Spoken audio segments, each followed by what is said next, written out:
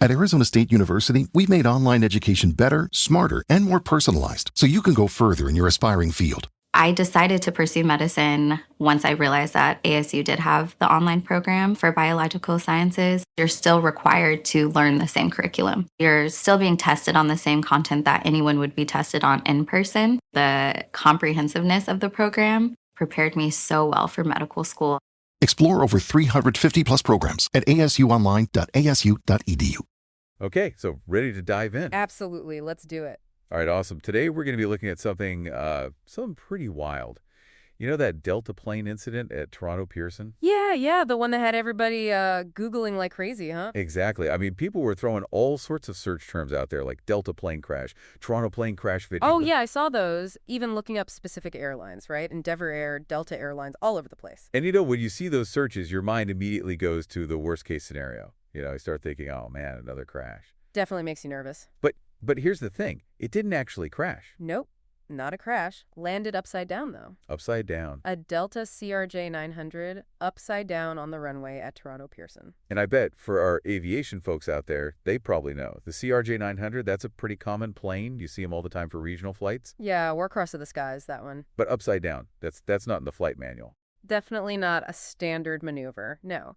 And that's what makes this whole thing so fascinating because, you think about the CRJ 900, how it's designed, weight distribution, the landing gear placement, all that, to land upside down and not just, totally wreck the plane. It's like how... It's a real head scratcher, right? Like defies logic almost. Well, and speaking of head scratchers, we saw a lot of searches for video of Delta plane flipping. Oh, yeah, I bet.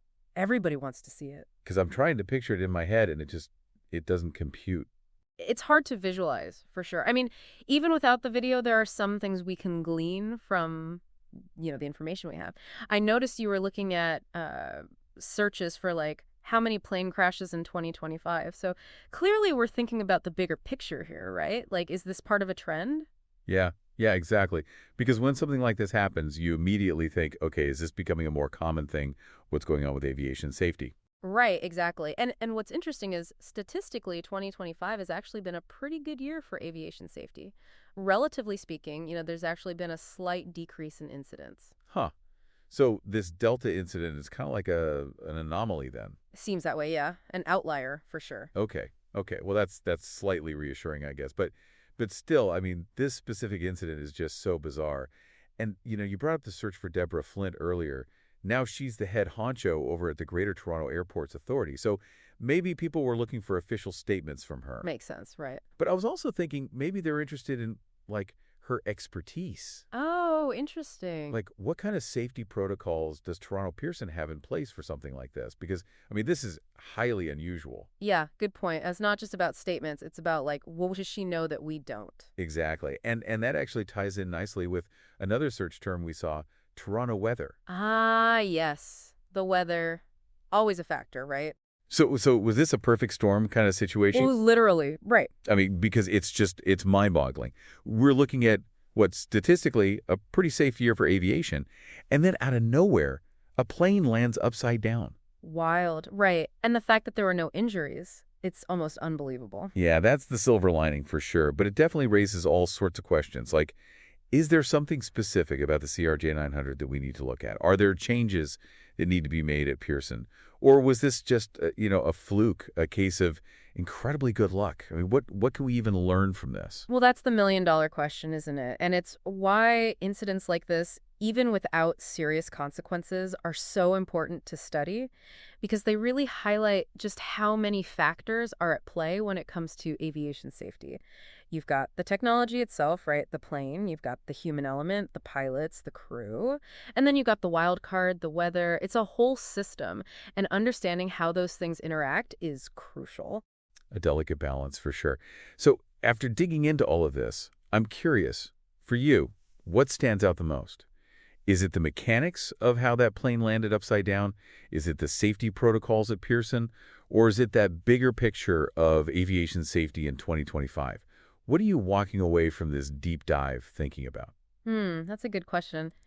I think for me, it really is that balance, that interconnectedness of everything. We can have all the technology in the world, the best training, the most stringent safety protocols, but sometimes things just happen.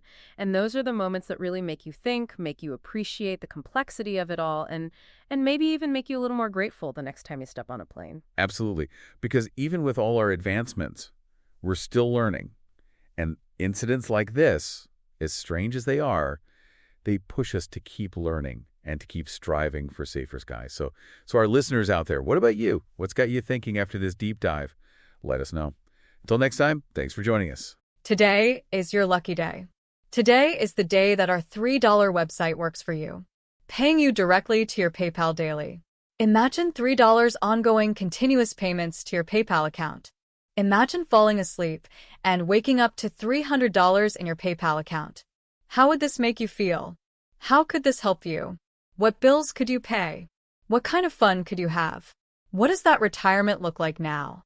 All for a one-time payment of $3. This website is DFY done for you, fully built and completely hosted, and never stops collecting payments for you. You have spent $3 on coffee on a regular, but that coffee won't help you create multiple streams of income. Click the link below.